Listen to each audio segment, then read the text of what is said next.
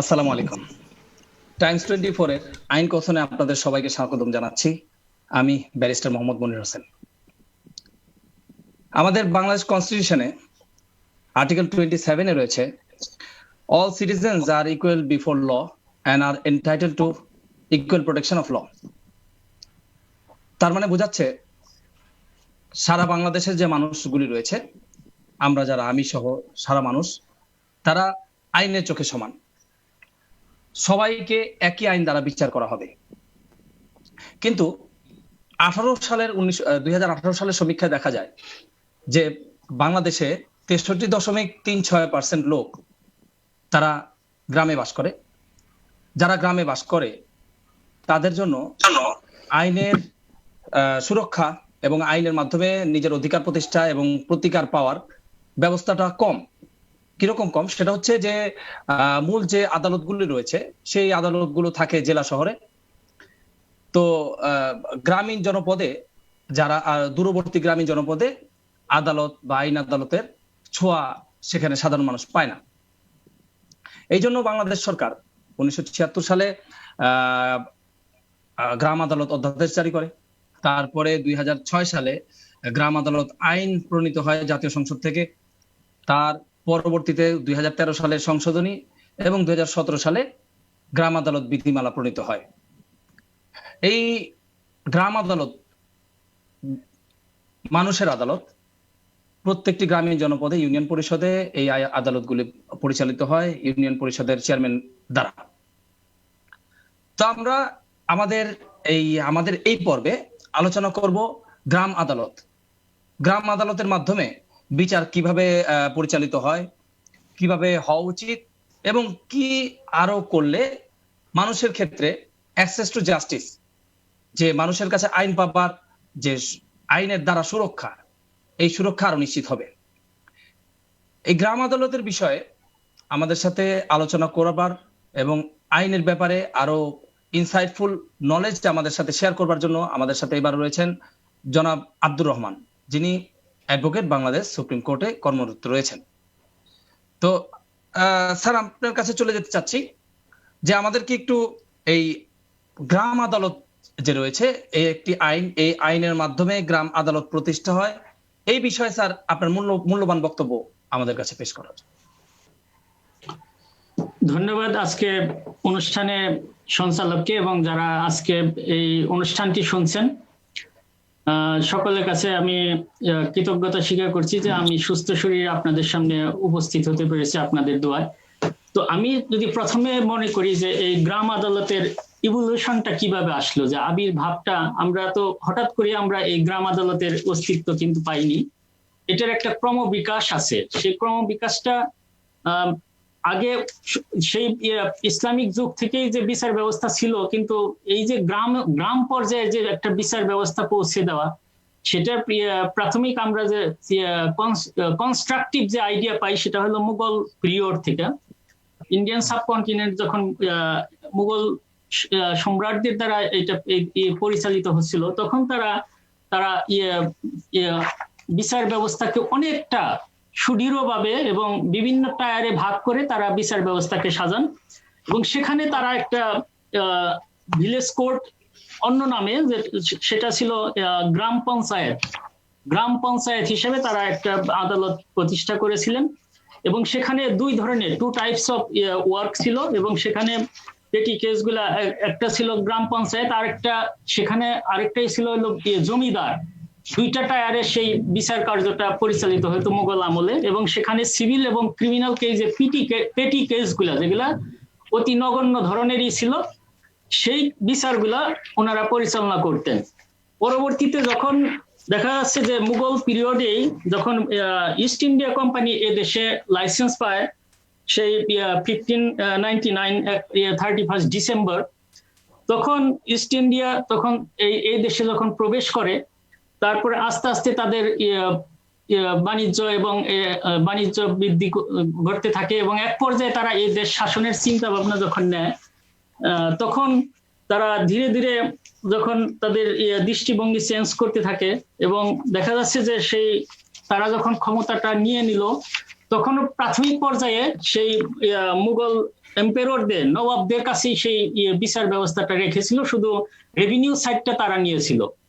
পরবর্তীতে যখন এই করলো, যখন ওয়ারেন হেস্টিংস যখন আসলো, ওয়ারেন হেস্টিংস এর সময় তখন রেগুলেটরি অ্যাক্ট 1773 যখন পাস হলো, তখন আস্তে আস্তে তাদের বিচার ব্যবস্থা তারা আস্তে আস্তে তাদের নিয়ন্ত্রণে নেওয়ার চিন্তা ভাবনা করলো।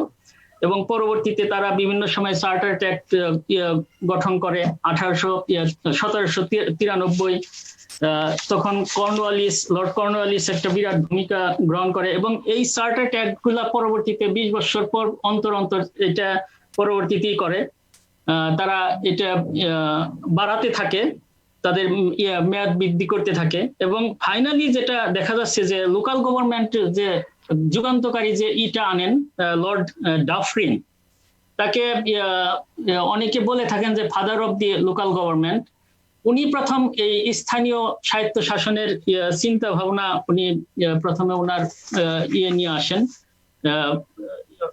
যে লর্ড ডাফলিন তখন যে করেন, ড্রাফটটা করেন, এবং পরবর্তীতে দেখা যাচ্ছে সেটা ব্রিটিশ পার্লামেন্ট সেটা গ্রহণ করেছে। গ্রহণ করার পর এভাবে আস্তে আস্তে তারা যখন বিভিন্ন পর্যায়ে এই বিচার ব্যবস্থাকে করলো, আস্তে আস্তে তারা ইন্ডিয়ান অ্যাক্ট করেন 1999-এ, 1935-এ তারা ইন্ডিয়ান অ্যাক্ট করেন। সেই আইনগুলো কি মানে এই বাংলাদেশের যে এখনকার আইন সেই একই মূল ধারার মধ্যে ছিল? হ্যাঁ, এই যে আইনগুলি আপনার কথা বলছেন যে ধারাটা কিভাবে আসলো, হ্যাঁ, ক্রমবিকাশটা আমি সংক্ষেপে আর কি বলছি। পরবর্তীতে দেখা যাচ্ছে যে 1947-এ যখন ইন্ডিয়ান কনস্টিটিউয়েন্ট অ্যাসেম্বলি গঠন করলো, তখন এই ফান্ডামেন্টাল রাইটস এর উপরে বল্লভভাই প্যাটেল উনি ওই কমিটির চেয়ারম্যান নিযুক্ত হন, এবং তখন তিনি আবার স্পেশাল কমিটি করে দেন। এবং সেই স্পেশাল কমিটি যে রিপোর্ট করে, তখন দেখা যাচ্ছে যে এইটা উপজাতীয়দের আমাদের এই সমাজ ব্যবস্থা ছাড়াও উপজাতিদের নিয়ে যে একটা স্পেশাল কমিটি ছিল, তখন তাদের সেই কমিটিতে দেখা যাচ্ছে যে হেডম্যান যারা ছিল, এই ট্রাইবালদের হেডম্যান যে বিচার ব্যবস্থা পরিচালনা করে, সেটার সাথে আমাদের এই আজকের যে গ্রাম আদালতের একটা সাদৃশ্যতা রয়ে গেছে। পরবর্তীতে আমাদের যখন এই 1947-এ যখন ইন্ডিয়ান সাবকন্টিনেন্টের স্বাধীনতা লাভ করলো, পরবর্তীতে এটা ডেভেলপ করলো, পাকিস্তান পিরিয়ডে এসে এটা ওইভাবেই চলছে। এবং ফাইনালি যখন আমাদের কনস্টিটিউশন এটা অ্যাডপ্ট করে, লোকাল গভর্নমেন্ট আর্টিকেল 59 যখন অ্যাডপ্ট করেন, হ্যাঁ, এই 59-এ যে লোকাল গভর্নমেন্ট কিভাবে স্থানীয় লোকজন, হ্যাঁ, কাদের নিয়ন্ত্রণে থাকবে, তাদের ডেভেলপমেন্ট, তাদের অ্যাক্টিভিটিস এই লোকাল গভর্নমেন্ট দ্বারা পরিচালিত হবে, সেটা আর্টিকেল 59-এ বিস্তারিতভাবে সেটা এভাবে আসলো। পরবর্তীতে 4th অ্যামেন্ডমেন্টে এটা আবার যখন করলো, এটা হস্তক্ষেপ করলো, এবং সাবসিকুয়েন্টলি আবার জিয়াউর রহমান আবার 1976-এ তখন ভিলেজ কোর্ট অর্ডিন্যান্স, এই যে আমাদের প্রথম গোড়াপত্তন শুরু হলো, ভিলেজ কোর্ট অর্ডিন্যান্স উনি পাস করলেন। এবং ভিলেজ কোর্ট অর্ডিন্যান্সের মাধ্যমেই 2006-এর পূর্ব পর্যন্ত এই ভিলেজ কোর্ট অর্ডিন্যান্সের মাধ্যমে আমাদের গ্রাম্য বিচার ব্যবস্থা পরিচালিত হয়েছে। এছাড়া তিনি গ্রাম সরকার নামে আবার আরেকটা ব্যবস্থা নিয়েছিলেন, কিন্তু তারপরেও যে ভিলেজ কোর্ট অর্ডিন্যান্সই ওখানে বিচারের ক্ষেত্রে সেখানে প্রাধান্য পেয়েছে। পরবর্তীতে 2006-এ এসে সরকারই করলেন যে গ্রাম আদালত আইন 2006 গঠন করলেন, পাশ করলেন। এবং পরবর্তীতে এটা 2013-তে এসে একটা অ্যামেন্ডমেন্ট করলো, সেটা জুরিসডিকশনে, পিকুইনিয়ারি জুরিসডিকশনে। 2006-এর আইনে পিকুইনিয়ারি জুরিসডিকশন ছিল 25,000 টাকা পর্যন্ত। পরবর্তীতে 13 সালে যে অ্যামেন্ডমেন্ট আসলো, এইটা জুরিসডিকশন আসলো 75,000 টাকা, 75,000 টাকা পর্যন্ত। তাহলে এখন এই যে আমাদের বর্তমান যে সিস্টেমটা আছে, এটা হলো গ্রাম আদালতের একটা ইভলিউশন। একবার আমি আপনার সাথে একটু শেয়ার করি স্যার। মানে আমাদের সাথে তো আমাদের ভিউয়ার্স যারা আছেন তারা ম্যাক্সিমাম লয়ার, কিন্তু এর চেয়ে ম্যাক্সিমাম হচ্ছে সাধারণ মানুষ, যারা এই অ্যাক্ট সেকশন এগুলো কিছু বুঝবে না। তাদের জন্যই আমি একটু সাধারণ ভাষায় বলার চেষ্টা করব স্যার। সেই বিষয়টা হচ্ছে যে এই মানে আপনি বলছেন যে আগে ছিল যে জুরিসডিকশন বলতে সাধারণ দর্শক আমি আপনাদের উদ্দেশ্যে বলতে চাচ্ছি যে জুরিসডিকশনের অর্থ হচ্ছে যে আদালতের এখতিয়ার, যে কত টাকার বেশি একটি মামলা হলে কত টাকার বেশি না হলে এই মামলাটা এই গ্রাম আদালতে বিচার করবেন। সেটা আগে ছিল 5,000 টাকা, তারপর 2006 ছিল 25,000 টাকা। এখন যে 2013 যে 13 সালের যে অ্যামেন্ডমেন্ট সেটা অনুযায়ী আসলো যে 75,000 টাকার অনধিক নিম্নে যে মামলাগুলো আছে এই বিষয়ের কম যে সাবজেক্টগুলো আছে সেগুলো গ্রাম সরকার বিচার করবে। যেমন আপনাদের কোন একটা জমি রয়েছে, সেটার দাম যদি 75,000 টাকা থেকে ওভার হয়, সেটা কিন্তু গ্রাম সরকারের আওতাধীন হবে না, তাদের এখতিয়ারভুক্ত হবে না। সেটার জন্য আপনারা উচ্চ আদালতে বা সহকারী জজ আদালতে মামলা করতে পারবেন যদি টাকার বিষয় থাকে। তো স্যার এই কথার সূত্র ধরে আমি জানতে চাচ্ছি আপনাকে স্যার, এই গ্রাম আদালতের যিনি হবেন চেয়ারম্যান তো আদালতের বিচারক, যাকে চেয়ারম্যানই বলা হয়। তো এই গ্রাম আদালতের চেয়ারম্যান সে কোন কোন মামলার বিচার করবে, কোন কোন আইন ধরে সে বিচার করবে? আপনি জানেন স্যার যে সিভিল ক্রিমিনাল দুটোও কিন্তু এই আইনের মাধ্যমে বিচার হয়। সেটা আমি সেকশন ধরে বললে হয়তো দর্শকরা বুঝবে না। তো সিভিলে কোনগুলি আইনগুলি এবং ক্রিমিনালে কোনগুলি আইনগুলি সে বিচার করবে স্যার, এটা যদি একটু বলতেন। আচ্ছা, এখন আমি আইনের ভিতরে আমি এখন ঢুকবো, কারণ আগে যে ক্রমবিকাশটা বললাম, এখন আইনের ভিতরে ঢোকার আগে আমি একটা অভিজ্ঞতা বলতেছি যে এই ভিলেজ কোর্টে যে সাধারণ মানুষের, গ্রামের সাধারণ মানুষের যে সুযোগ সুবিধা দেওয়া হয়েছে, এবং সেই ভিলেজ কোর্টের চেয়ারম্যান মেম্বাররা পর্যন্ত জানেন না। যখন আমি এটা একটা এক্সপিরিয়েন্স বলি, যখন আমি নেত্রকোনার ম্যাজিস্ট্রেট ছিলাম, তখন আমি একটা এই ভিলেজ কোর্টের উপরে একটা কর্মশালা করি। তখন সেখানে মেম্বার চেয়ারম্যান, পুরা থানার মেম্বার চেয়ারম্যান এবং হেডমাস্টার যারা তদন্ত কাজে সহযোগিতা করেন ম্যাজিস্ট্রেটকে, তাদের নিয়ে কর্মশালাটা যখন আমি তাদের ক্ষমতাগুলো বলতেছি, তখন বিভিন্ন চেয়ারম্যান মেম্বার দাঁড়িয়ে বলতেছেন যে স্যার, এইটা আমাদের যে এত ক্ষমতা আছে আমরা নিজেরাই জানি না। তাহলে এখন দেখা যাচ্ছে যে এই যে শুধু আইন আমরা করে দিয়েছি, মানুষ জানে না যে কি কি বিষয় নিয়ে এই চেয়ারম্যানের কাছে যাওয়া যাবে, গ্রাম আদালতে যাওয়া যাবে। আর গ্রাম আদালতের যারা বিচারক বা চেয়ারম্যান, যারা মেম্বার, তারা জানেন না তাদের কি ক্ষমতা আছে এবং তারা কিভাবে বিচার করবেন সেই পদ্ধতি তাদের জানানোর জন্যই আমাদের এই প্রয়াসটা স্যার রয়েছে স্যার। সেটা এখন তাহলে এখন হলো যে এখন দুইটা বিচার ব্যবস্থা আছে, একটা হলো ক্রিমিনাল, এবং সবই প্রথমে ধরে নিতে হবে যে অতি নগণ্য বিষয়গুলো এই পেটি, যাতে ইংলিশে বলা হচ্ছে পেটি কেসেস, হ্যাঁ, বা পেটি সুটস। তাহলে এখানে গ্রাম আদালতে দুইটা শিডিউল আছে, ক শিডিউল এবং খ শিডিউল, দুইটা তফসিল আর কি, বাংলায় তফসিল আছে। হ্যাঁ, দুইটা তফসিল আছে। ক তফসিল হলো ক্রিমিনাল কেস আর খ তফসিল হলো সিভিল কেসের ক্ষেত্রে। এখন প্রথমেই তো বলেছি যে মূল্যমানটা হতে হবে এরকম। এখন এখানে যেটা আছে ক্রিমিনাল কেসের ক্ষেত্রে ছোটখাটো যে 323-এর মামলা, তারপরে 427, 426, 323 হচ্ছে সাধারণ যে আঘাতের বিষয়গুলো থাকে সেগুলোর কথা বলছেন। জি। তারপরে 379 যদি আবার ওই ক্যাটল রিলেটেড বলতে সাধারণ দর্শক সেটা চুরির কথা বলছেন, চুরি মামলা ক্ষেত্রগুলা, এবং সেটা এই চুরি বিষয়টা আবার সেটা হতে হবে আবার গবাদি পশু সংক্রান্ত, যেটা তার মানে ভিলেজের সাথে মুভেবল প্রপার্টিজ। হ্যাঁ, এই সব ছোটখাটো এগুলা। এখন কথা হলো যে দেখা যাচ্ছে যে এই গ্রাম আদালতে বিচারের জন্য যখন যাবেন, আর সিভিলের ক্ষেত্রে একটা বিষয় আছে, সেটা হলো চুক্তি সংক্রান্ত। যদি আরবিট্রেশন ক্লজ না থাকে, সালিসির বিষয় উল্লেখ না থাকে, তাহলে সেই স্যার আমি আপনাকে ওই কোশ্চেন করব স্যার, প্লিজ স্যার, আপনাকে আমি ওই কোশ্চেনই করব যে কোনটা করা যায় না। এখন শুধু আপনি যদি বেয়াদবি না নেন, যদি বলতেন যে কি মামলাগুলি করা যায়, আমি আপনাকে ওইটা কোশ্চেন করব, আমার কাছে আছে স্যার। আচ্ছা, তাহলে আরেকটা হলো যে কেউ আপনার ওই যে 75,000 টাকার কমের সম্পত্তি বেদখল করেছে, সেই দখল উদ্ধার, হ্যাঁ, কিংবা স্যার এখন স্যার একটু মিসম্যাচ হয়ে গেল sir, if you don't mind, আমি একটু ক্লিয়ার করে দিতে চাচ্ছি, কারণ স্যার এটা একটু সাধারণ মানুষের বোঝার জন্য ব্যাপার। তফসিলের ব্যাপারটা এরকম না স্যার, আমি বলতে চাচ্ছি যে এটা তো গেল যে টাকার বিষয়, যে সিভিল মামলা টাকার বিষয়, কিন্তু ক্রিমিনাল মামলার ক্ষেত্রে যে মানে শুধু কি পেনাল কোডের বিষয় রয়েছে স্যার? এক্সকিউজ মি স্যার, যদি কি পেনাল কোডের বিষয় রয়েছে, নাকি যে স্পেশাল পাওয়ার অ্যাক্টে যেগুলি রয়েছে বা অন্য কোনো মাদক মামলার বিষয় রয়েছে, সেগুলি কি সে করতে পারবে কিনা? না, পারবে না। সেগুলি ক্যাটলস অ্যাক্ট একটা ইনক্লুডেড আছে। জি এক্স্যাক্টলি স্যার, এইটাই স্যার, এটা সাধারণ ক্যাটলস একটা ইনক্লুডেড আছে। আর এখানে আরেকটা বিষয়, এখানে এই ভিলেজ কোর্টে কোড অফ সিভিল প্রসিডিউর, তারপরে কোড অফ ক্রিমিনাল প্রসিডিউর এবং এভিডেন্স অ্যাক্ট অ্যাপ্লিকেবল না, অনলি অ্যাপ্লিকেবল হলো ওথ একটা, 1876 এর ওথ অ্যাক্ট যেটা আছে, শপথ আইন যেটা আছে, শপথ আইন, জি হ্যাঁ শপথ আইন, এই আইনটা শুধু প্রযোজ্য আছে, তাও সার্টেন সেকশন আছে 7, 8, 9 এবং 11, এই সেকশন গুলা শপথ আইনের এই সেকশন গুলো অ্যাপ্লিকেবল হবে। তো এখন কথা হলো যে ভিলেজ কোর্টে কে যাবেন কিভাবে? হ্যাঁ গেলেন, একটা ফরম্যাট করা আছে, সেই প্রেক্ষিতে আপনার যদি ক্রিমিনাল মেটার হয় সেখানে ক্রিমিনাল মেটারে ফরম্যাট আছে, সিভিল মেটার হলে দেওয়ানিয়া প্রকৃতির হলে সেটা একটা ফরম্যাট আছে, সেই ফরম্যাটে আপনাকে প্রথমে দরখাস্ত করতে হবে। দরখাস্ত করলেন, প্রথমে চেয়ারম্যান বরাবর দরখাস্ত করলেন।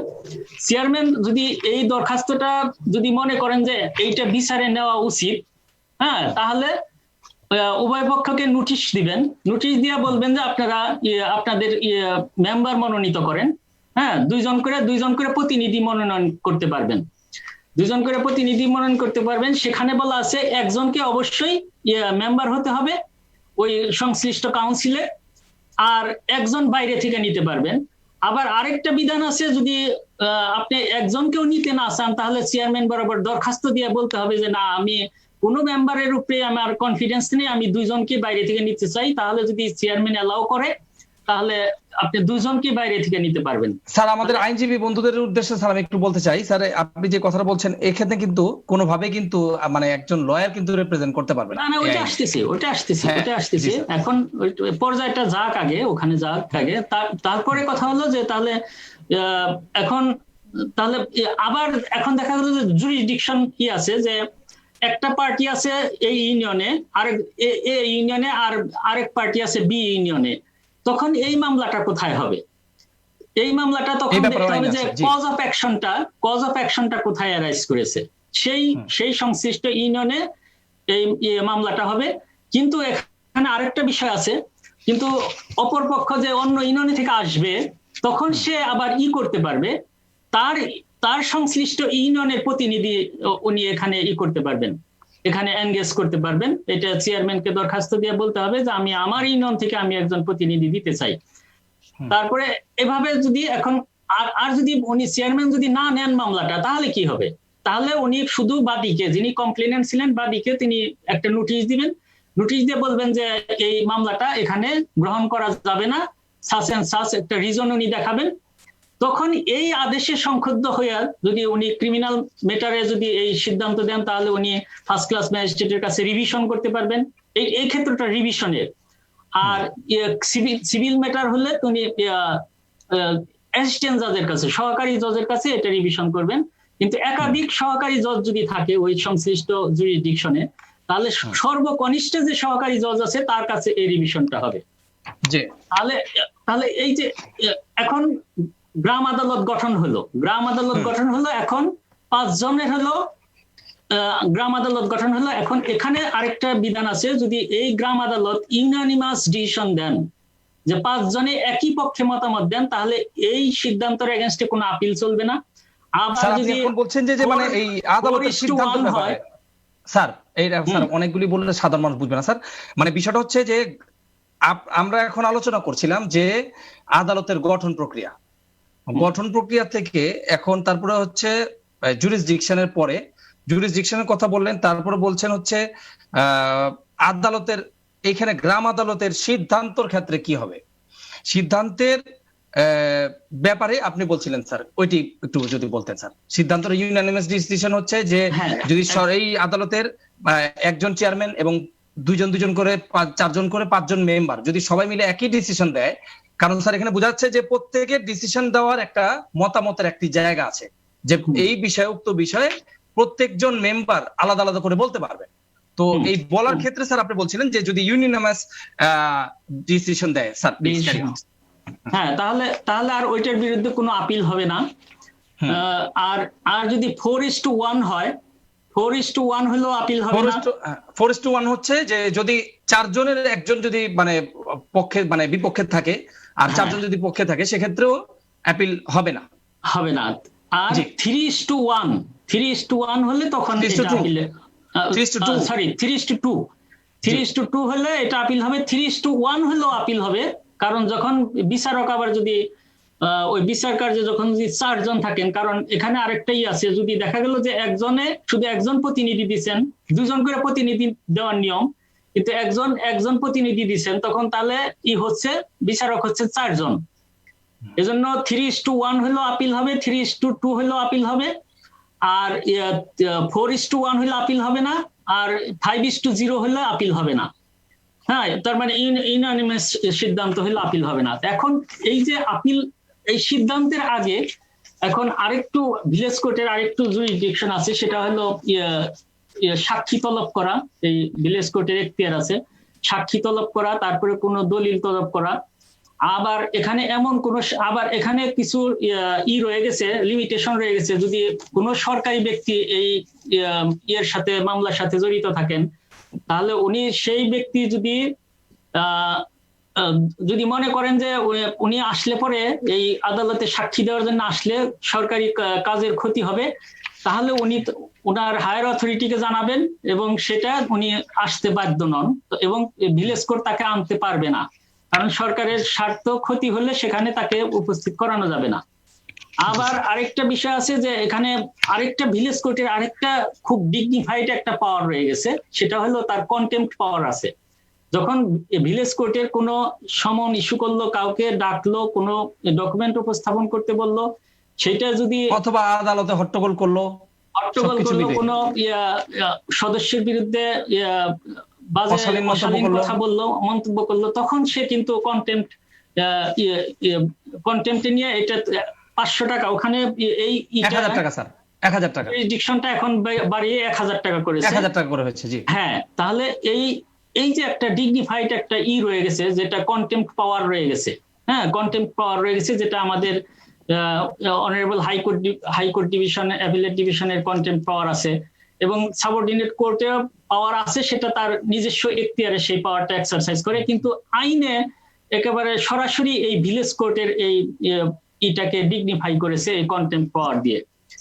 এখন এই যে প্রসিডিউরটা গেল, এখন আপনার আর কি যেন জানতে চাইছিল? স্যার আমি জানতে চাচ্ছিলাম স্যার এটার ব্যাপারে, আমি আরো কিছু গুরুত্বপূর্ণ কোয়েশ্চেন স্যার আপনাকে করার আগে আমি দর্শকদের উদ্দেশ্যে বলতে চাচ্ছি যে, শুধু দর্শক, আমরা গ্রাম আদালত নিয়ে আলোচনা করছি। আমাদের সাথে আলোচনায় অংশ নিচ্ছেন জনাব অ্যাডভোকেট আব্দুর রহমান। তিনি এর আগে জুডিশিয়ারিতে কর্মরত ছিলেন। তিনি এই গ্রাম আদালত নিয়ে বিস্তারিত এবং বিস্তর কাজ করে এসেছেন। এক্ষেত্রে যত ট্রেনিং উনি পরিচালনা করেছেন। তো গ্রাম আদালতের বিষয়ে আমরা এর গ্রাম আদালতের যে হিস্ট্রি, যে উত্থান, কিভাবে কোন মুঘল আমল থেকে আমরা ব্রিটিশ আমল থেকে এই পর্যন্ত সরকারের যে আইন প্রণয়ন করা এবং প্র্যাকটিসে এই আইনটা কিভাবে চলছে সেটা আলোচনা করছিলাম। আমরা আলোচনা করছি এই আইনের মাধ্যমে কারা এই আইনের বিচার প্রার্থী হবেন, আদালত কোথায় হবে। আদালত হবে প্রত্যেকটা ইউনিয়ন পরিষদে, ইউনিয়ন কাউন্সিলের চেয়ারম্যান সেই আদালতের বিচারক হবেন। এক্ষেত্রে আরো 2 জন মেম্বার সেই আদালতের বিচার করবেন। বিচার করার পরবর্তীতে তারা এই আদালতের 75,000 টাকার কম যে বিষয়বস্তু রয়েছে দেওয়ানি, এবং সাধারণ যে ফৌজদারি অপরাধ, যেটা সাধারণ আঘাত হতে পারে, মারামারি হতে পারে, এবং চুরির ক্ষেত্রে যেটা অস্থাবর সম্পত্তি, সেটা চুরির ক্ষেত্রে আপনার এই মামলা, এই যে গ্রাম আদালতের মামলাগুলো বিচার হয়ে থাকে। তারপর আমরা এই সব আলোচনা করলাম যে এই মামলার ক্ষেত্রে পার্টি বাদী বিবাদী কে হবেন, এবং সেক্ষেত্রে এই মামলার যদি রায় হয়, রায়টা কোন ক্ষেত্রে একজন ভুক্তভোগী, একটা সংক্ষুব্ধ মানুষ এবং এই অ্যাওয়ার্ড উইনার কারা এটা মানবে, অ্যাপিল করবে, কিভাবে এটা অ্যাপিল উপরের আদালতে যাবে বা যাবে না। শুধু দর্শক, আমরা মোটামুটি গ্রাম আদালতের ধারণা দিলাম। সেই গ্রাম আদালতের আরেকটি বিষয় রয়েছে যে শুধুমাত্র 10 টাকা এবং ক্ষেত্র বিশেষে 20 টাকা আদালতের ফি দিয়ে আপনারা মামলা করতে পারেন। তো সাধারণ যারা গ্রামের মানুষ যারা আছে, প্রত্যেক ইউনিয়ন কাউন্সিলে, এই ইউনিয়ন পরিষদের যে সাধারণ মানুষগুলো রয়েছে, তারা উচ্চ আদালতে বা যে আমরা আদালত বলতে যা বুঝি জেলা শহরগুলিতে রয়েছে, সে আদালতে যাওয়ার যাদের অবস্থা না থাকে, তারা এই সরকারের এই আইনের মাধ্যমে বিচার প্রার্থী এবং নিজেদের অধিকার প্রতিষ্ঠিত করতে পারবে। তো সাধারণ মানুষের জন্য এটা একটি বড় ধরনের অপার সুযোগ। তো আমরা এই আমাদের আইনের কথনের মধ্যে এই গ্রাম আদালতকে আজকে সন্নিবেশিত করেছি। আমরা যারা দর্শক রয়েছি তারা আমাদের এই প্রোগ্রামে লাইক দিয়ে রাখবেন। লাইক দিলে আমরা পরবর্তীতে আপনারা এই অনুষ্ঠান দেখতে পারবেন। সো আমরা এখন জনাব আব্দুর রহমান স্যারের কাছে ফিরে যেতে চাই। স্যার, আমরা এই আইনের প্রসিজার গুলি শুনলাম। প্রসিজার হচ্ছে যে পদ্ধতি, যে পদ্ধতির মাধ্যমে মানুষ বিচার পাবে এবং যে পদ্ধতির মাধ্যমে আরেকজনের শাস্তি নিশ্চিত হবে। তো আমরা স্যার জানতে চাচ্ছি আপনার কাছে খুব অল্প সময়ে কি পয়েন্টে স্যার আপনি যদি এই আইনের আরো লুকায়িত, যেগুলি আমাদের সাধারণ মানুষের চোখে নজরে আসে না, সে লুকায়িত আর কি এই আইনের অ্যাডভান্টেজ আছে, কি আইনের ভালো দিকগুলো আছে, আমাদের যদি একটু তুলে ধরতেন স্যার প্লিজ। এটা এটা দেখেন যে অতি সহজেই আপনি বিচার পেতে পারেন এবং খুবই কস্ট ইফেক্টিভ, অল্প খরচে অতি সহজে আপনার একেবারে দোরগোড়ায় আপনার বিচার ব্যবস্থা রয়েছে। এই সাধারণ মানুষের এটা যদি আরো যদি আমাদের ইটা হয়, প্রচারটা যদি হয়, হ্যাঁ, তাদের জানাতে হবে যে তাদের এই অধিকারগুলো আছে এবং এখানে সেই অধিকারটা অতি সহজে পেতে পারে। এবং সেটা যদি দেখা গেল যে জরিমানাটা যেটা কোর্টে থেকে যদি জরিমানা হয়, সেই জরিমানাটা আদায় করা অনেক সময় সাপেক্ষ, অথচ এখানে এই গ্রাম আদালতের জরিমানাটা খুব সহজেই এটা ওনারা আদায় করে দিতে পারেন। হ্যাঁ, কারণ এখানে বোথ পার্টিস একটা ইয়ের মাঝে থাকে, কম্প্রোমাইজ সিচুয়েশনের মাঝে থাকে, কারণ মুখ চিনাচিনি সবার মাঝে থাকে এবং সেখানে দেখা যাচ্ছে যে চেয়ারম্যান ইচ্ছা করলে দ্রুত জরিমানাটা আদায় করে দিতে পারেন, একটা শান্তি শৃঙ্খলা দ্রুত এখানে আনা যায়। আর ফাইন যদি রিকভারি না হয়, ফাইন যদি এখানেও কেউ যদি এই গ্রাম আদালতের এটা না করে, তাহলে এটা চেয়ারম্যান তখন এটা করবেন কি, যদি ওনার কন্টেম্পট মেটারে ফাইন থাকে সেটা পাবলিক ডিমান্ড রিকভারি অ্যাক্টের মাধ্যমে উনি ফাইনটা আদায় করবেন এবং সেখানে এটা ওই ইউনিয়ন পরিষদের তহবিলে এই টাকাটা যাবে। আর অন্যান্য ফাইনের ক্ষেত্রে এটা উনি তখন এটা ক্রিমিনাল ম্যাটারস হলে ম্যাজিস্ট্রেটের কাছে এটা উনি লিখতে পারেন এই ফাইনটা আদায়ের জন্য, অথবা সিভিল ম্যাটার হলে সেটা সিভিল সহকারী জজকে উনি এটা হস্তান্তর করতে পারেন। আর আরেকটা বিষয়, এখন এই ভিলেজ কোর্টের যে সিদ্ধান্তটা এইটা এখান থেকে দিল, এখন এইটার এক্সিকিউশনটা কিন্তু আবার সেই আমার সিভিল কোর্টে যেতে হচ্ছে। স্যার ওইটা নিয়ে আমি ডিমেরিটস এর ব্যাপারে আলোচনা করব স্যার। এখানে আরেকটা সুবিধা হচ্ছে যে সেকশন 5 এ আদালতের যে এই গ্রাম আদালতের ধারা 5 এ আরেকটি 5 এর 1 উপধারায় রয়েছে যে যদি এখানে নারী স্বার্থ সংযুক্ত থাকে, নারী স্বার্থ জড়িত থাকে, সংশ্লিষ্ট পক্ষ সদস্য মনোনয়নের ক্ষেত্রে একজন নারীকে সদস্য হিসেবে মনোনয়ন প্রদান করিবেন।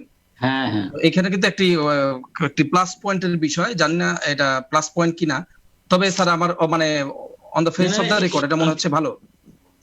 না, এইটা আরেকটাই রয়ে গেছে। এখন প্রত্যেকটা ধারা যদি আমরা ধরেই করি, দেখা যাচ্ছে যে আরো যদি কেউ যদি থাকেন, হ্যাঁ, যে ধারা 15 যেটা বলছে, 15 ধারায় বলছে পর্দানসীন বৃদ্ধ মহিলা এবং শারীরিকভাবে অক্ষম ব্যক্তি যদি এই গ্রাম আদালতে উপস্থিত হতে না পারেন, সেখানে তিনি প্রতিনিধি প্রেরণ করতে পারবেন। কোন সরকারি কর্মকর্তা হলে সেখানে তিনি প্রতিনিধি প্রেরণ করে তার এই কার্যক্রমটা চালিয়ে নিতে পারবেন। তার মানে কোনো কিছুতেই বাধা নেই। হ্যাঁ, অবারিত এখানে বিচার ব্যবস্থা পাওয়ার জন্য একটা অবারিত পথ খোলা আছে, যদি এটা মানুষ একটু সজাগ হয়। আর এখানে এই আইনের ডিমেরিটসে পড়ে যায় স্যার।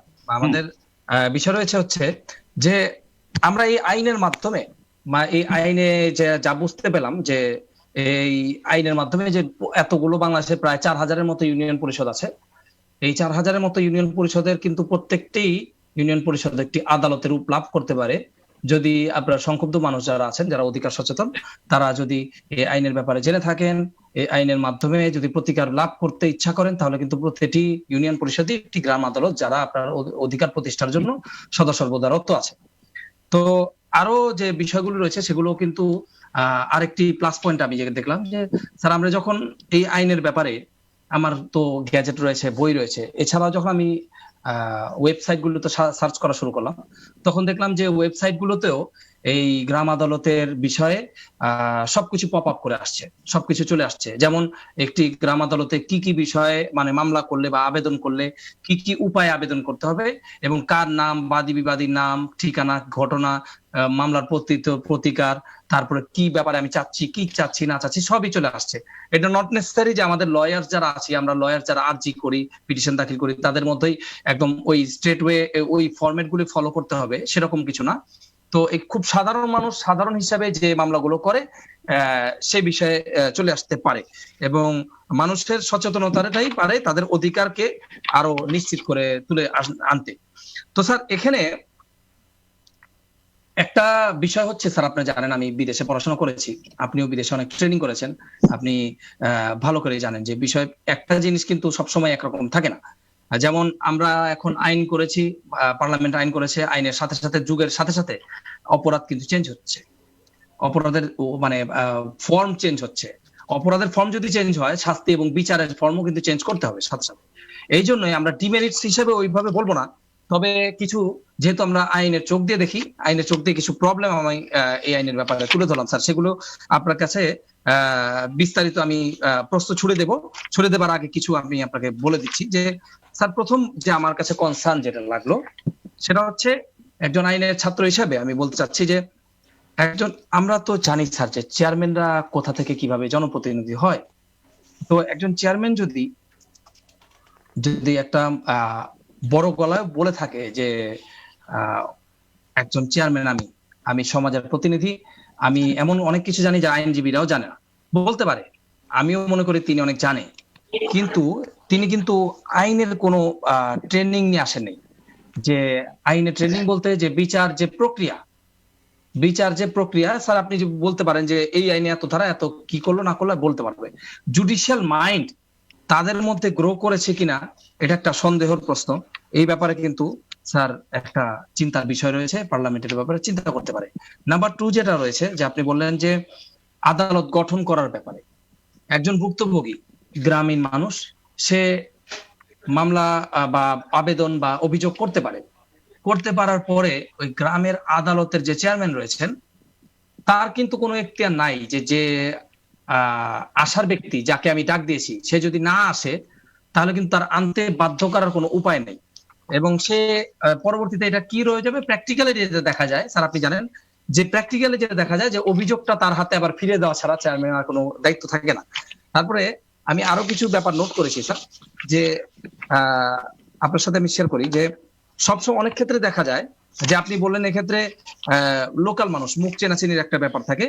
তো মুখ চেনাচিনির একটা যদি ব্যাপার থেকে থাকে তাহলে ওই সাধারণ যে মানুষগুলো রয়েছে তারা কিন্তু অনেক সময় অপোজিশনের দ্বারা, বিবাদী বা প্রতিবাদী যে নামে তারা অভিহিত করুক না কেন, অপোজিশনের দ্বারা তারা সবসময় থ্রেটেন্ড হয়, ভীত সন্ত্রস্ত থাকে।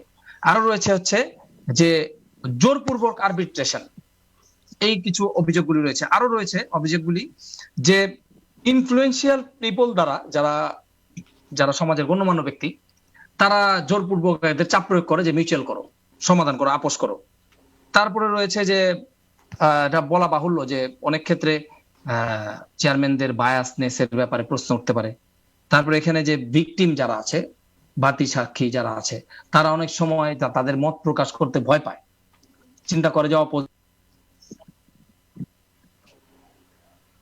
আমি আরো সাফারের মধ্যে পড়ে যাব। তো এই বিষয়গুলো রয়েছে। আরো রয়েছে স্যার, আপনি আদালত অবমাননার কথা বললেন স্যার, এই আদালত অবমাননার ক্ষেত্রে কিন্তু স্যার যদি শুধু কিন্তু 1000 টাকা জরিমানা, এখানে কিন্তু যে ওই চেয়ারম্যানের কোনো ক্ষমতা নেই তাকে যদি কোনো ইমপ্রিজনমেন্টের ব্যবস্থা করে বা এরকম শোকজ করে, যদি সেটা সম্ভব না, কারণ চেয়ারম্যানের এটা এখতিয়ার হওয়ার কথা না যে সে ইমপ্রিজনমেন্টের ব্যবস্থা করে দেবে স্যার। তো স্যার এই বিষয়গুলো যদি আমাদেরকে একটু আপনার মূল্যায়ন আমাদের কাছে পেশ করতে। না, আমি প্রথমে এখান থেকে শুরু করি যে যদি চেয়ারম্যানের বায়াসনেস এর কথা বললেন, সে চেয়ারম্যানের বায়াসনেস যদি এটা দৃশ্যমান হয় তাহলে কিন্তু পক্ষ কিন্তু বলতে পারে যে আমি এই চেয়ারম্যানের কাছে বিচার পাবো না। তারও একটা অপশন আছে যে তখন ওই ইউনিয়ন পরিষদের একজন মেম্বারকে অপর যে 4 জন প্রতিনিধি আছে তারা সিলেক্ট করবে চেয়ারম্যান হিসাবে, ওই বিচারের চেয়ারম্যান হিসাবে সিলেক্ট করবে, এই একটা অপশন আছে। এখন কথা হলো যে ডিমেরিটস গুলো যেটা আরো আছে, যেটা আইনের অজ্ঞতার কারণে দেখা যাচ্ছে চেয়ারম্যান সাহেব তার নিজেরই জুরিডিকশন জানেন না, তার নিজের কি ক্ষমতা আছে জানেন না, এই কারণে অনেক সময় ভুল করেন। আমি একটা উদাহরণ দিচ্ছি। আমি একটা মামলা করেছি আফটার আমি এই চাকরি থেকে ফিরে আসার পরেও, যে ৭৬ সালে এই মামলাটার উদ্ভব হয়েছে ভিলেজ কোর্টে। সেখানে নোটিশ, তাকে বিবাদীকে নোটিশ প্রেরণ করা হয় নাই। তারা বলছে যে নোটিশ প্রেরণ করেছি, বিবাদীকে নোটিশ প্রেরণ না করে তারা একটা সিদ্ধান্ত দিয়ে দিয়েছে। পরে এটা যখন আপিলে গেল, আপিলে যাওয়ার পর তারপরে এই চেয়ারম্যানের এই ভিলেজ কোর্টের সিদ্ধান্তটা বাতিল হলো ৭৯ সালে বাতিল হলো। ইন দ্য মিন টাইম ওই চেয়ারম্যানের যে সিদ্ধান্ত, এই চেয়ারম্যানের সিদ্ধান্ত বলে সে কিন্তু জমিতে দখলে চলে গেছে, অপরপক্ষ দখলে চলে গেছে। পরে এখন ওইটা তো বাতিল হলো, কিন্তু এই যে দখল থেকে আবার তাকে সরাই আনার জন্য আবার নতুন মামলা হলো, সেই দখল উচ্ছেদের মামলা করতে হলো। হ্যাঁ, দখল উদ্ধারের মামলা। সেই দখল উদ্ধারের মামলা এসে শেষ হলো 2014 সালে এই মামলা শেষ হলো। যখন তখন দেখা যাচ্ছে এই বাদী বিবাদী কিন্তু আর জীবিত নাই, তখন তার ছেলে মেয়েরা এই মামলা পরিচালনা করে 2014 সালে। তাহলে ৭৬ এদিকে হলো আপনার 24 বছর, আর এদিকে 14 বছর। হ্যাঁ, 24 আর 14, তাহলে সেই 38 ইয়ার্স লাগলো এই একটা চেয়ারম্যানের নোটিশ না দেওয়ার ভুল সিদ্ধান্তের কারণে। হ্যাঁ, এই যে ডিমেরিটস গুলা, এই যে এই কারণে যখনই কোনো এই মেম্বার চেয়ারম্যান যারা ইলেক্টেড হবে, তখনই সরকারের উচিত এই ভিলেজ কোর্ট, যে গ্রাম আদালত আইন যেটা করেছেন, এই আইনের উপরে তাদের একটা কর্মশালা করে সেখানে সেটা ডিস্ট্রিক্ট জাজ এটার উদ্যোগ নিতে পারেন, যেহেতু তার সাবঅর্ডিনেট জাজ, অ্যাসিস্ট্যান্ট জাজ, তার অ্যাপিলেট অথরিটি, তারা তাহলে তাদের এটা শিক্ষা দিতে পারেন যে কিভাবে তারা এখানে শিক্ষার ব্যাপারটা আমার মনে হয় স্যার ওইভাবে দিলে হবে না স্যার। আমি কিছুটাই হলে তাহলে দেখা যাবে যে তারা ভুলটা কম করবে। জি স্যার, আমি আপনার কাছে এই প্রস্তাবনা, আপনার মতামত চাবো, কিন্তু আমি আমার নিজের মতামত একটু দিয়ে নেই, তাহলে স্যার আপনি আমার মতামতটা একটু মূল্যায়ন করতে পারবেন স্যার। এই আইন যখন পড়ি স্যার, তখন আমি মনে করলাম যে এই আইনের যে বিচারক রয়েছেন চেয়ারম্যান, তারপরে রয়েছেন এই এই 4 জন সব মিলে, তারা ওই গ্রামের মানুষের বিচার আচার করবে। স্যার এখানে যে আমার ক্ষুদ্র একটি চেম্বার আছে, চেম্বারে স্যার আপনি জানেন যে আমি যেহেতু বিদেশে পড়ে এসেছি, আমার খুব বড় বড় মামলাই আছে আমার চেম্বারে। তো কিছুদিন আগে আমার লোয়ার কোর্টের চেম্বারে একজন মহিলা আসলেন। মহিলা এসে বললেন যে তার দেবরা তাদের জমির উপর দিয়ে পাইপ নিচ্ছেন, এই পাইপ নেওয়ার কারণে মারামারির কারণে মামলা।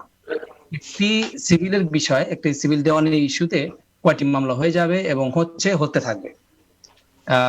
তো স্যার এখানে বিষয়টা রয়েছে যে গ্রাম আদালতগুলো যদি একটু ট্রেইনড আপ হওয়ার ব্যাপারটা হচ্ছে কি স্যার, আমরা যদি স্যার আমরা সবাই কিন্তু স্যার আইনের ছাত্র, আমরা প্রতিনিয়ত শিখছি। এটা এমন কোনো বিষয় না যে স্যার আপনি 1 ঘন্টার একটা কর্মশালা করলেন, ও পিছনে বসে বসে ওই যে পোলাও খেলো আর ঘুমাতে থাকলো, তাহলে কিন্তু স্যার কাজটা হলো না। কাজটাও ওই আদালতের বিচার করা এবং জুডিশিয়াল মাইন্ড ওদের কাছে প্রস্তুত করে দেওয়া কিন্তু 1 ঘন্টা সম্ভব না স্যার। তো এখানে কি এরকম করা যায় কি স্যার, যদি গ্রাম আদালত হলো, তো এখানে কিন্তু ওই যে বিসিএস ক্যাডার যারা এক্সিকিউটিভ ম্যাজিস্ট্রেট, তাদেরকে দিয়ে দিলে কিন্তু ওইরকম আদালতই হয়ে গেল স্যার। আমার মাথায় একটি বুদ্ধি আসলো, আমি জানি না স্যার আপনি কিভাবে মূল্যায়ন করবেন, যে এরকম হয় কিনা যে মিনিমাম 10 বছর প্র্যাকটিস করা একজন অ্যাডভোকেট, তিনি বার কাউন্সিল থেকে তার নিজের উপজেলা বা নিজের গ্রাম বা নিজের জেলা বাদ দিয়ে এই 64টা জেলায়, যে বাংলাদেশে তো অ্যাডভোকেটের অভাব নেই, প্রায় 20,000-এর উপরে, প্রায় 40-50,000 অ্যাডভোকেট আছে, তাদেরকে যদি যে কোনো একটা বা 5টা বা একটা বিচার করানো যেত স্যার, এটা উইমজিক্যাল হতেও পারে, কিন্তু আমি প্রস্তাবনা দিচ্ছি যে যদি এরকম হতে পারে যে একজন অ্যাডভোকেট এই জিনিসটা বিচার করে আসবে, যে আমি ঢাকার মানুষ, আমি ঢাকায় অরিজিন, আমার কাছে পড়লো হচ্ছে নারায়ণগঞ্জের বা কোনো জায়গায়, তা আমি এটা দিয়ে বিচার করে দিয়ে আসলাম, বা বিচারের একটা সময়, যেহেতু এখানে স্যার সময়ের একটা টাইমলাইন আছে, টাইম ফ্রেম আছে, যে এটা নির্দেশনামূলক নয় যে 90 দিনের মধ্যেই শেষ করতে হবে, এটা মানে বাধ্যতামূলক স্যার, আপনি জানেন এটা আমাদের এই আইনে রয়েছে। তো যদি এই অ্যাডভোকেটের মাধ্যমে বিচারগুলি হয়, বা আরেকটা ক্ষেত্রে যদি দেখায় এরকম করা যায় যে প্রত্যেকটা এই ছোটখাটো গ্রাম আদালত, আমি ইউনিয়ন কাউন্সিলের যে অফিসগুলিতে গিয়েছি ম্যাক্সিমাম, মানে মিনিমাম আপনি জানেন স্যার, গিয়ে দেখলাম যে স্যার খুব ওয়েল ইকুইপড তারা, যেমন বড় বিল্ডিং মানে বড় রুম আছে, আদালতের মতো রুম আছে, পুরো ফুল সেটআপ গুলো আছে। তো ওই সেটআপ গুলির মধ্যে যদি এরকম হয় যে সিসি ক্যামেরা বা একজন সাংবাদিক প্রতিনিধি থাকলো বা একটা লোকাল প্রতিনিধি থাকলো, যে বায়াস না, যে আউটসাইড যে হয়, যে আমরা বিদেশে দেখেছি স্যার, যে মানে ভোটার লিস্টের মধ্যে থেকে যে তাদের মধ্যে জুরি কল করে, সে নিজেও জানে না, জুরি কল করে, কোন নিজেও জানে না যে সে কোন মামলা গিয়ে জুরি করবে, মানে জুরি মানে সে রায় দিবে বা বলবে। আপনি জানেন ক্রিমিনাল মামলাগুলি কিন্তু ওই যে 12 জন জুরির যা বলে আইন গাইন যা থাকে, 12 জন জুরি যদি নট গিলটি আর ইয়েস গিলটি বলে, তাহলে কিন্তু একটা মানুষের জীবন মৃত্যুর মানে তারা নির্ধারণ করতে পারে স্যার। তো আমি স্যার বিদেশে কয়েকটা দেশে গিয়েছি, সেখানে কিন্তু ডিফেন্স সার্ভিস রয়েছে। ডিফেন্স সার্ভিস হচ্ছে স্যার যে সিভিল ক্রিমিনাল বোথ লয়ার নিয়োগ করে হচ্ছে এই সে কি বলে এটারে গভর্নমেন্ট। তো গভর্নমেন্ট যদি এরকম করে নিয়োগ করলে কিন্তু একটা জিনিস বোঝা গেল স্যার। তবে আমি মনে করি স্যার যে আমি আপনি সবাই জানি, এখানে বিস্তারিত বলার কিছু নাই, মানে আমি অবাক কথা বলতে পারবো, আপনি অবাক করে কথা বলতে পারবেন, কিন্তু মানে ইন জেনারেল আমরা জানি যে চেয়ারম্যানদের কিন্তু অত শিক্ষাগত যোগ্যতা থাকে না, নরমালি থাকে না, এবং লেটার অন তারা জুডিশিয়াল মাইন্ড বা জুডিশিয়াল বিচার আচার করবে। আমরা আমাদের যারা আইনজীবী প্র্যাকটিসও করি, প্র্যাকটিসের মধ্যে আমরা দেখতে পারি যে সামনাসামনি কাছে গেলে যে কত জ্ঞান বুদ্ধির তারতম্য। একটু কথা বলতে হচ্ছে, হ্যাঁ, কারণ এখানে সে কিন্তু পিপলস রিপ্রেজেন্টেটিভ, সেই এরিয়া, হ্যাঁ, তার শিক্ষাগত যোগ্যতা বিষয়ে বলা যাবে না। হ্যাঁ, সে হলো ওই এলাকার প্রিয়ভাজন ব্যক্তি হিসাবে সে ওখানে নির্বাচিত ব্যক্তি, এবং মেজরিটি ভোট পেয়ে সে এখানে নির্বাচিত হবে। আর এখানে যে ভিলেজ কোর্টের যে জুরিসডিকশন যেটা, এখতিয়ার যেটা, সেখানে এমন কোনো বড় কোনো মামলা নেই, বড় কোনো ইস্যু নেই যেটার জন্য সেখানে আইনে পড়াশোনা করে আসতে হবে। আমি এই কারণে বলতেছি স্যার, আপনার উদাহরণ দিয়ে বললেন স্যার যে আপনার উদাহরণ দিয়ে বললেন 76 সালের একটি মামলা নোটিশ না জারি করার কারণে তারা 30 বছর করতে হলো। সেটাই বলতেছি, সেটা আমাদের দেশে কিন্তু কনস্টিটিউশনে কিন্তু আমাদের সুপারভাইজারি পাওয়ার সুপ্রিম কোর্ট কিন্তু দেখা যাচ্ছে যে সাবঅর্ডিনেট কোর্টে এসে তারা করতেছেন, এটা ইন্সপেকশন করতেছেন। আবার ডিস্ট্রিক্ট জাজ নিজে তার সাবঅর্ডিনেট ডিস্ট্রিক্ট জাজ, তার সেশন জাজ, তার নিজের সাবঅর্ডিনেট জাজদের আদালত ভিজিট করতেছেন, ইন্সপেকশন করতেছেন। কিন্তু তারা কিন্তু জাজ, তাহলে ভিলেজ কোর্টের এই ভিলেজ কোর্টের যে অ্যাপিলেট অথরিটি আছেন, অ্যাসিস্ট্যান্ট জাজ এবং ফার্স্ট ক্লাস ম্যাজিস্ট্রেট কনসার্ন ওই ইউনিয়নে বা ওই থানার, তাহলে সে কিন্তু আর এইটার সুপারভিশনটা আর করতেছে না, সে অ্যাপিলেট অথরিটি, অথচ তার সুপারভাইজারি কিন্তু আমরা দেখতেছি না। স্যার, এটা কি তাদের অথরিটির মধ্যে? স্যার, এটা কি তাদের অথরিটির মধ্যে? ডেফিনেটলি যে কিনা যে আপিল শুনতে পারবে, যার অ্যাপিলেট জুরিসডিকশন আছে, তার অ্যাপিলেট জুরিসডিকশন থাকা মানে তার সুপারভাইজারি জুরিসডিকশন আছে। তাহলে ওই কথাই রইল যে গ্রাম আদালত আইনে তাহলে এটা সন্নিবেশিত করা উচিত ছিল স্যার, বা করা এখন করা দরকার, যদি না থাকে করা দরকার। এটাই তো আমি বললাম যে তাহলে যদি যখন এই সুপারভিশনটা আসবে, তখনও কিন্তু এই গ্রাম আদালত গুলা তখন একটু সতর্কভাবে কাজ করবে। আর এখন নিউ অফিসার যারা আছে, মানে নবীন অফিসার যারা আছেন, জুডিশিয়াল অফিসার যারা আছেন, আদালত প্রতি শ্রদ্ধা রেখে কথা বলছি, যে অনেক ক্ষেত্রে তারা চিন্তা করেন যে এখানে আমি আমার নিজের কাজটাই করি, আর সুপারভিশনের ব্যাপার যদি আইনে না থাকে আমার দরকার নেই। তো যদি এরকম থাকে যে আইনের থেকে থাকে প্রভিশনে এসে, তাহলে কিন্তু সে একটা সাহস পাবে, সে অ্যাকশনে যাবে, তাহলে বিচার প্রক্রিয়াটা আরো স্বচ্ছ এবং কার্যকরী হবে।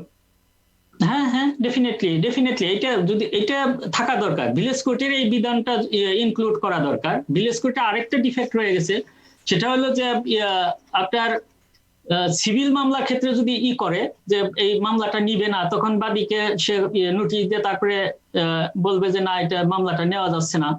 হ্যাঁ, তখন এটা রিভিশন করার এখতিয়ার থাকে সহকারী জজের কাছে। কিন্তু ক্রিমিনাল মামলার ক্ষেত্রে যদি মামলাটা না নেয়, তাহলে এইটা রিভিশন যে ম্যাজিস্ট্রেট ফার্স্ট ক্লাস ম্যাজিস্ট্রেটের কাছে যাবে এটা না, কিন্তু তারা আবার অ্যাপিলেট পাওয়ার দিছে, রিভিশনার পাওয়ার আবার কিন্তু দেয় নাই ম্যাজিস্ট্রেটকে। আমি মনে করি স্যার এক্ষেত্রে যে যদি এরকম থাকে যে সে চেয়ারম্যান বললো যে এখানে আমি নিতে পারবো না, এখন দেখা যাচ্ছে যে সে সিম্পল হার্ম বা সিম্পল হার্ট নিয়ে এসছে, আসলে সেটা লাগবে হলো মেডিকেল রিপোর্ট, পার্টি তো জানছে না যে সে আসলে মেডিকেল রিপোর্ট লাগবে যে গ্রিভিয়াস বডিলি হার্ম হচ্ছে, তখন ম্যাজিস্ট্রেট নিজেও কিন্তু মামলা নেয় না, সেক্ষেত্রে পুলিশকে বলে তদন্ত করে নিয়ে আসো, আর আমি দেখি যে আসলে তদন্ত কি আছে। হ্যাঁ, আমাদের আরো অনেকগুলো বিষয় আছে, আমি একটু যদি না বলি তাহলে অপূর্ণ থেকে যাবে। হ্যাঁ প্লিজ। আরেকটা বিষয় আমি লক্ষ্য করেছি, দেখা যাচ্ছে যে যেটা নাকি এই গ্রাম আদালত আইনে কিন্তু নন অবস্ট্যান্টিং ক্লজ দেওয়া আছে যে অন্য আইনে যাহা কিছুই থাকুক না কেন এই আইনের বিধানাবলী প্রাধান্য পাবে।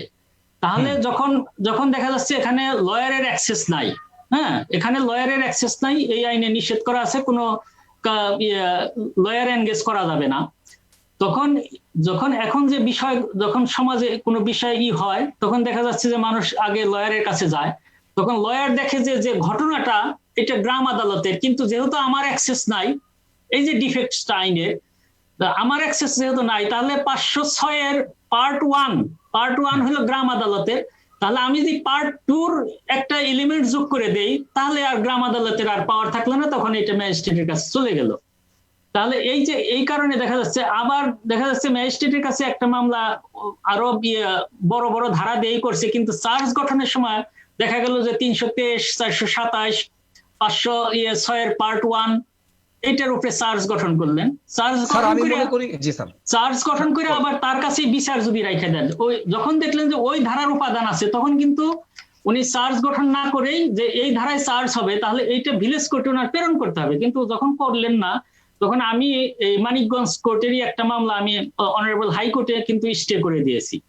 কারণ হলো যে এইটা exclusively within the jurisdiction of the village court, এটা ম্যাজিস্ট্রেট চার্জ গঠন করে মামলা চালাতে পারে না, কিন্তু ম্যাজিস্ট্রেটের পাওয়ার কিন্তু এখানে খুব লিমিটেড করা আছে, যে যেটা ভিলেজ কোর্টে হবে সেটা তাকে দিতেই হবে। আরেকটা ভিলেজ কোর্টের আবার একটা রিভার্স পাওয়ার আছে, সেটা যদি চেয়ারম্যান মনে করে যে এই ধারায় মামলাটা আছে কিন্তু একে সাজা হওয়ার মতো একটা অফেন্স করেছে, শুধু ক্ষতিপূরণ বা জরিমানা দ্বারা এটা পূর্ণ বিচার হবে না, তখন কিন্তু উনি আবার ওনার পাওয়ার আছে সেই ম্যাজিস্ট্রেটের কাছে এই মামলাটা রেফার করে দেওয়া। এখন আমার কাছে জিনিসটা জটিল মনে হচ্ছে স্যার, আমার কাছে পুরো বিষয়টা জটিল মনে হচ্ছে স্যার। আমি চাচ্ছিলাম যে যেহেতু লয়াররা সারাদিন আইন নিয়েই পড়ে থাকে, তাদের রুজি রুটি এটাই, এবং মানুষকে সেবা দেওয়ার জন্য তারা রত থাকে সারা জীবন, তো আমি মনে করছিলাম স্যার এই যে বিদেশের মতো যদি এরকম মানে আমাদের, আপনি জানেন স্যার, পুলিশের কিন্তু তার নিজের জেলা বা নিজের গ্রামে নিজের উপজেলায় কিন্তু ট্রান্সফার হয় না, সে ওখানে পোস্টিং হয় না কিন্তু। তো এরকম করে যদি আমাদের লয়ারদের দ্বারা একটা অবজারভেটরি পাওয়ারও যদি থাকতো, বা একটা সাংবাদিকের যদি অবজারভেটরি পাওয়ার থাকতো, আপনি জানেন যে স্যার এই গ্রাম আদালতের যে চেয়ারম্যান আছেন তিনি কিন্তু একটা রেজিস্টার মেনটেন করেন, যে কতগুলো তার মামলা হয়েছে, কতগুলো হচ্ছে, কি রায় হয়েছে, প্রত্যেকটা জন্য কিন্তু বই মেনটেন করতে হবে। এই বইয়ে আসলে কি হয়েছে এবং ভুক্তভোগী এবং বাদী প্রতিবাদী বিবাদীর একটি বক্তব্য, সেটা কিন্তু চলে আসতে হবে তারাকে আসলে সন্তুষ্ট করে। স্যার আপনি জানেন যে আপনি এখন আইন অঙ্গনে আছেন, আগে জাজ ছিলেন, এখন ওকালতি করছেন, তো যিনি একজন পার্টি কিন্তু সবসময় মন খারাপ থাকবে, একজন পার্টিকে কখনোই কিন্তু সন্তুষ্ট করা যাবে না, সে কোনোদিনই কিন্তু ওই মানে আদিম যুগের মতো বলবে না যে না আলহামদুলিল্লাহ আমরা খুব ভালো আছি, উনি পাক আমারটা আমি আর ছেড়ে দিলাম, দাবি ছেড়ে দিলাম, এত ভালো কিন্তু মানুষ হয়ে যায়নি। তো এখানে কিছু ব্যাপার রয়েছে যে এখানে কিন্তু একটা অবজারভেশন দরকার ছিল, এখন আমি মনে করি দরকার আছে এখানে। তবুও স্যার এই যে অ্যাক্সেস টু জাস্টিস যেটা আছে, সাধারণ মানুষ আইনের সুবিধা পাবে, সেটা কিন্তু আইনের সুবিধার জন্য সে কিন্তু একটা বড় একটা অ্যাডভান্টেজ, বাংলাদেশের মানুষের জন্য একটা বড় সুবিধা, কিন্তু এই সুবিধাটাকে যদি মেইনটেইন, রক্ষণাবেক্ষণ এবং পরিচর্যা না করা যায়, সেখানে কিন্তু এই সুবিধাটা আমরা অসুবিধার রূপ লাভ করবে। তো স্যার আপনি যেটা বললেন স্যার, আমি আপনার সাথে একমত যে চেয়ারম্যানের সে দেখবে তার একটু দুর্বলতা বা তার একটু অজ্ঞতার কারণে যাতে মানুষের ক্ষতি না হয়, সেখানে ওই যে সুপারভিশনে যদি একটা প্রভিশন থাকতো নতুন আইনে, বা পার্লামেন্ট যদি এখানে অ্যাড করে, ইনক্লুড করে, সেখানে একটা ভালো বিষয়। আর আমি আপনার কাছে একটা মূল্যায়ন চাচ্ছি যে স্যার আপনি কি মনে করেন যে যদি আউটসাইডার সাংবাদিক হোক বা সাধারণ আরো জনপ্রতিনিধি হোক, অন্য কোনো ব্যক্তি হোক, যারা অবজারভেশন করবে, এটা কি হয় কিনা? এখানে কিন্তু আইনে কিন্তু বাধা নাই যে অবজারভেশনের যে কেউ থাকতে পারবে না, এইটা না, শুধু সিদ্ধান্তের ক্ষেত্রে বলা আছে যে দুই পক্ষের 2 জন করে প্রতিনিধি থাকবে আর চেয়ারম্যান থাকবে, এরা এই 5 জনের সিদ্ধান্ত, আর অন্যদের পার্টিসিপেশনে কিন্তু নাই, বাধা নাই। আপনি যেটা বললেন যে লয়ারের ক্ষেত্রে যেটা, হ্যাঁ, এটা ওটাও হতে পারে, কিন্তু আমার আরেকটা বিকল্প চিন্তা যেটা কাজ করছে, হ্যাঁ, সেটা হলো যে ইতিপূর্বে কিন্তু একটা এসেছিল যে যারা জজ হবে, যারা ম্যাজিস্ট্রেট হবে প্রিলিমিনারি স্টেজে, হ্যাঁ, তাদের 2 বছরের প্র্যাকটিস ও এক্সপিরিয়েন্স থাকতে হবে। হ্যাঁ, বার কাউন্সিলের সনদের পর 2 বছর প্র্যাকটিস করবে, তারপরে তারা পরীক্ষা দিবে এর জন্য। তো এখন ওইটা আপনার এই আইডিয়া থেকে যদি করা যায়, অন্যভাবে যদি চিন্তা করা যায়, সেটা হলো যে তার তার রিটেন এক্সামিনেশনের পর যারা যারা রিটেনে টিকবে জজ হওয়ার জন্য, ম্যাজিস্ট্রেট হওয়ার জন্য, তার জুডিশিয়াল এক্সপিরিয়েন্স নেওয়ার জন্য সে গ্রাম আদালতের সাথে অ্যাটাচড হবে। গ্রাম আদালতে অ্যাটাচড হয়ে সেখানে 6 মাস বা 1 বছর সেখানে সেই বিচার ব্যবস্থা দেখবে, করবে, তারপরে সেখান থেকে তারপরে তার ভাইবাটা হবে, পরবর্তীতে ভাইবা হবে, 1 বছর পরে তার ভাইবা হবে, ভাইবে তারপরে যারা যারা কোয়ালিফাই হবে তারা জজ হবে, ম্যাজিস্ট্রেট হবে, আর যারা না হবে তারা উকিল হয়ে যাবে, অ্যাডভোকেট হয়ে যাবে, অসুবিধা নেই। এটা একটা হতে পারে। আরেকটা হলো যে আপনার খালি গ্রাম আদালতে আমাদের এত কিছু প্রাপ্তির আশা করলেই হবে না, তার লজিস্টিক সাপোর্ট কিন্তু নাই। গ্রাম আদালতের কোনো লজিস্টিক সাপোর্ট কিন্তু ওইভাবে নাই। স্যার কিরকম নাই স্যার, আপনি একটু বলেন। হ্যাঁ, যেমন এখন যেটা চিন্তা, ধরেন যে একটা সমন ইস্যু করতে হলে যে একটা ওই চৌকিদারকে, সেই যার নাকি বেতন ওই নাই বললেই চলে, ওই যে চেয়ারম্যানের দয়া কিছু বেতন পায়, সেই বেতনের উপরে সে চলে, এবং চৌকিদার কারা হয়। এখানে যদি একটা সিস্টেম থাকে যে শুধু ভিলেজ কোর্টের একটা স্টাফ সিস্টেম করা, সেখানে একদম রেজিস্টার মেইনটেইন করবে, রাইট, হ্যাঁ, যেহেতু সেখানে আপনি বিচার ব্যবস্থা দিবেন, অথচ তার লজিস্টিক সাপোর্ট দিবেন না। চেয়ারম্যান অফিসে কিন্তু মানে আমি যে দেখেছি স্যার, আমি পুরান ঢাকার মানুষ, তো আমি যে চেয়ারম্যান কাউন্সিল গুলি দেখেছি, তারা দেখলাম যে গ্রামগঞ্জ যে প্রত্যন্ত অঞ্চলে যে একটি মানে কাউন্সিল, যে ইউনিয়ন কাউন্সিল কিন্তু অনেক বড় একটি বিল্ডিং নিয়ে পরিচালিত হয়, অনেকগুলো লোকজন থাকে, তারা ট্যাক্স খাজনা নিচ্ছে কয়েকজন, তারা কয়েকজন আপনার ওই যে বয়স্ক ভাতা দিচ্ছে, কয়েকজন এই দিচ্ছে সে দিচ্ছে, তারা কিন্তু ইকুইপড স্যার। আমি কিন্তু ইকুইপড দেখেছি স্যার, আমি কিন্তু আদালতের ওদের রুমটাও গিয়ে দেখে আসছি, সেটা কিন্তু ইকুইপড। কিন্তু তাদের এখন যদি দেখেন, হ্যাঁ, ওখানে হলো পলিটিক্স, হ্যাঁ, মেন হয়ে গেছে, পলিটিক্স হয়ে গেছে এখন, গ্রাম পর্যন্ত পলিটিক্স পৌঁছে গেছে, এবং হ্যাঁ, খুবই সচেতন এখন সেখানে বিচারের চেয়ে রাজনীতি বেশি আর কি। তাহলে স্যার ওই কথাই তো রইলো যে চেয়ারম্যান আপনি বললেন যে জনপ্রতিনিধি দ্বারা কিন্তু বায়াস, এবং সে কিন্তু চিন্তা করবে যে যদি একজন বুড়ি মহিলা যার একটি গরু ছিল, গরুটা আরেকজন নিয়ে চলে যাচ্ছে, বলেছে তোমার গরু আমার খেতে ধান খেয়েছে, গরু আমার, তো সে চিন্তা করে যে খেতওয়ালার কিন্তু অনেক বেশি সান্ডা পান্ডা আছে, তারা আমার ভোটে হেল্প করবে, তারা কিন্তু ওর দিকে একটু ঝুঁকে পড়বে, বুড়ি মহিলা গেলে যাক আমার কি। তো এই ক্ষেত্রে আরো অবজারভেশন দরকার ছিল কিনা স্যার? না, এই কারণে হলো ইটা দরকার, সুপারভিশনটা। যদি যখন দেখবে যে না, আমি যদি এখানে ভুল কিছু করি, তাহলে আমার তো জজ সাহেব ধরবেন, আমার ফার্স্ট ক্লাস ম্যাজিস্ট্রেট আমার উপরে বসে আছেন, সে ধরবেন। স্যার এই ক্ষেত্রে আপনি দেখেন যে কয়টা মামলার ক্ষেত্রে করবেন স্যার, কয়টা মামলার ক্ষেত্রে কয়টার ব্যাপারে ইন্সপেকশন থাকবে, কিন্তু প্রতিটা যদি জাস্টিস নিশ্চিত করা যেত যে সুপারভিশনের ক্ষেত্রে ওই উপর থেকে আসবে কে এত। স্যার আমি আপনাকে একটা আমার এক্সপিরিয়েন্স বলি, আপনি খেয়াল করেছেন কিনা, কেনিয়ার কিন্তু আদালত টিভি রয়েছে, তাদের লাইভ টেলিকাস্ট হয়, যা সুপ্রিম কোর্টের বিচার ব্যবস্থাগুলো আমি কিন্তু আগে দেখতাম, এখন সময় খুব একটা পাই না দেখার। এরকম কি হয় না কিনা যে সিসি ক্যামেরা থাকলো, জিনিসগুলি আরো বুঝলো, মানে জিনিসগুলো হাস্যকর হতে পারে, কিন্তু আমি বিদেশে এগুলি দেখেছি স্যার, এরকম দেখেছি যে এরকম হয়ে আসছে, আমরা আমাদের যেগুলো আমি চিন্তা করতে পারি না তারা করে ফেলে, আর আমরা ওই পিছিয়ে পড়ে থাকি স্যার। না, আমরা we are hope for the best, আমরাও আশা করি যে এটা ভালো কিছু আসবে। তো একটা কথা যেটা আসলে আমাদের এই বিষয়গুলো নিয়ে হচ্ছে না, যারা এক্সপার্ট আছেন, হ্যাঁ, যেমন আমি একটা দেখেছি, লেখা পড়েছি, যে আমাদের যে লোকাল গভর্নমেন্টের যে আমরা এক্সপার্ট মনে করি প্রফেসর ডক্টর তুফাইল আহমেদ, ওনার একটা আমি লেখা পড়েছি, উনি বলেছেন যে গ্রামে হবে সালিশ আর আদালত হোক উপজেলায়, হ্যাঁ, যেটা নাকি এরশাদ রাষ্ট্রপতি, হ্যাঁ, এরশাদের সময় কিন্তু এটা ওনার স্টার্ট করেছিলেন। উনি কিন্তু সেই বিষয়ের উপর গুরুত্ব দিয়ে উনি একটা লেখাই করেছেন, আমি সেই লেখাটা পড়েছি, যে গ্রামে হবে সালিশ আর উপজেলায় হবে আদালত। এই যে ওনার যে একটা ব্রেন স্টর্মিং ওয়ার্ক, এবং সেখান থেকে এই যে একটা কথা বললেন, এই বিষয়ের উপর আমার মনে হয় একটু নজর দেওয়া দরকার। হ্যাঁ, নজর দেওয়া দরকার, কারণ স্যার আপনার কোন মূল্যবান বক্তব্য যদি থেকে থাকে স্যার, যদি একটু 1 মিনিটে শেষ করতেন, কারণ আমরা প্রায় অনুষ্ঠানের শেষ পর্যায়ে শেষে চলে আসছি একবারে। তো শেষ করতে চাচ্ছি স্যার, আপনার একটু মূল্যবান বক্তব্য 30 সেকেন্ড বা অথবা 1 মিনিটের মধ্যে শেষ করুন। আমরা সবসময় বলি যে ডিলেড জাস্টিস ডিনাইড জাস্টিস।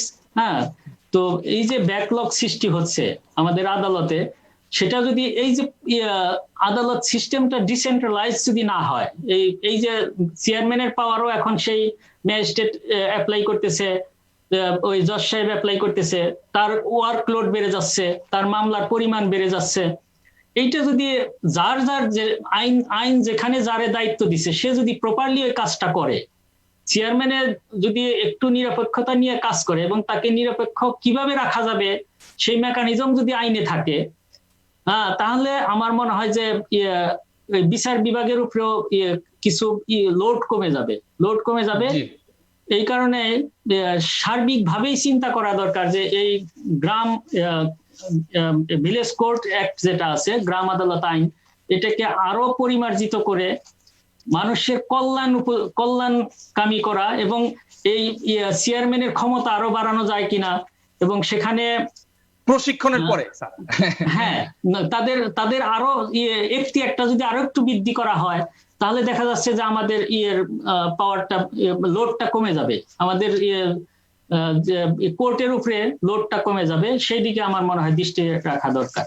জি স্যার, ধন্যবাদ। আপনি অনেক আপনার ইনসাইটফুল কথা এবং বক্তব্যের জন্য স্যার, আপনি আপনার মূল্যবান সময় আমাদের এখানে দিয়েছেন সাধারণ মানুষের জন্য। শুধু দর্শক, আমরা আমাদের অনুষ্ঠানের শেষ পর্যায়ে চলে এসেছি। আমরা আপনাদের কাছে অনুমতি চাচ্ছি চলে যাবার জন্য। আবার দেখা হবে প্রতি মঙ্গলবার এই টাইমস 24-এ আমরা আসার চেষ্টা করবো ইনশাল্লাহ। আপনারা আমাদের এই ফেসবুক পেজে লাইক দিয়ে রাখবেন, যাতে আপনারা পরবর্তী প্রোগ্রাম দেখতে পারেন। সাধারণ মানুষের জন্য আমাদের এই পাবলিক অ্যাওয়ারনেস প্রোগ্রাম আইন কথন, আপনারা আমাদের সাথে যুক্ত থাকবেন, যাতে আমরা আরো উৎসাহ পাই, আইনের বিষয়ে আরো কথা বলতে পারি। ধন্যবাদ। আসসালামু আলাইকুম। ধন্যবাদ আপনাকে। ধন্যবাদ। দাম দিয়ে কিনেছি বাংলা, কারোর দানে পাওয়া নয়।